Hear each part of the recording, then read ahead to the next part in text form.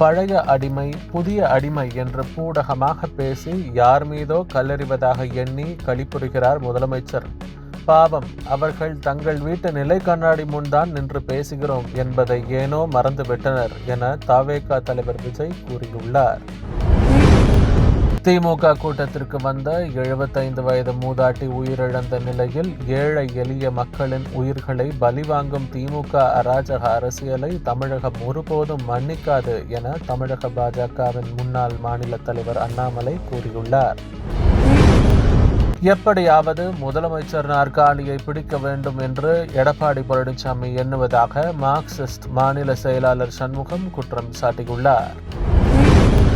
பைபிளின் கருத்தும் திமுகவின் கொள்கையும் ஒன்று என முதலமைச்சர் ஸ்டாலின் பேசுவதை இயேசுவே ஒப்புக்கொள்ள மாட்டார் என தமிழக பாஜகவின் மூத்த தலைவர் தமிழிசை சவுந்தரராஜன் தெரிவித்துள்ளார். சமூக நல்லிணக்கத்தின் அடையாளம் கிறிஸ்தவம் என்று பேசுகிறார். பைபிளோட கருத்தும் திமுகவின் கொள்கையும் ஒன்றுன்னு சொல்றாங்க. இது எந்த கிறிஸ்தவர்களும் ஒப்புக்கொள்ள மாட்டார்கள், இயேசுவே ஒப்புக்கொள்ள மாட்டாருங்க. இப்படி திமுகவோட கருத்தும் இயேசுவோட கருத்தும் அப்படின்னு சொன்னா இயேசுதான் செய்வார் உங்களெல்லாம். அதனால நீங்க எந்த அளவிற்கு தரம் தாழ்ந்து போயிருக்கிறீர்கள் என்றால், பைபிளை எல்லாரும் கும்பிடுவதற்கு பதிலாக உங்கள் கொள்கையோடு சேர்த்துக் கொள்கிறீர்கள் என்றால் ஓட்டுக்காக மட்டுமே நீங்கள் ஓட்டிக் கொண்டிருக்கிறீர்கள் என்று நன்றாக. தமிழகத்தில் போதைப் பொருட்கள் நடமாட்டம் அதிகரித்திருப்பதால் தான் குற்ற செயல்கள் பெருகுகிறது என்று பாமக தலைவர் அன்புமணி கூறியுள்ளார். தமிழகத்தில் முதற்கட்டமாக 1000 ஒப்பந்த செவிலியர்கள் பணி நிரந்தரம் செய்யப்படுவார்கள் என்று தமிழக அரசு அறிவித்துள்ளது. 14 வயதில் அரசியலுக்கு வந்தேன், அப்போது முதல் எனக்கு டென்ஷன் தான், அது பழகிவிட்டது என முதலமைச்சர் ஸ்டாலின் கூறியுள்ளார். நான் 14 வயசுலேயே அரசியலில் இறங்கிட்டேன். அப்போலேருந்து எனக்கு டென்ஷன் தான். அப்போலேருந்து ஏதாவது ஒரு டென்ஷனான செய்தி வந்துட்டு இருக்கான். அதனால் பழகி போச்சு எனக்கு. அதனால் அதை பற்றி கவலைப்படுறதில்லை. நான் பாட்டுக்கு போயிட்டுருப்பேன்.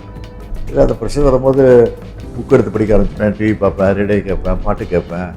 அப்படி இல்லைன்னா நடந்து வாக் பண்ண ஆரம்பிச்சிடுவேன். இதுதான் எனக்கு.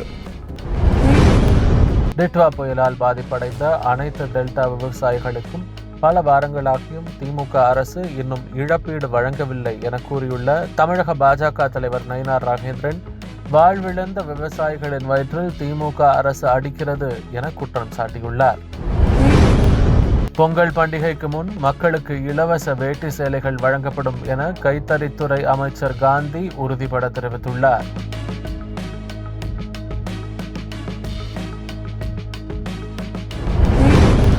ஜனவரி 6ஆம் தேதிக்குள் அரசு ஊழியர்களுக்கு முதலமைச்சர் நல்ல செய்தியை சொல்லுவார் என பள்ளி கல்வித்துறை அமைச்சர் மகேஷ் கூறியுள்ளார்.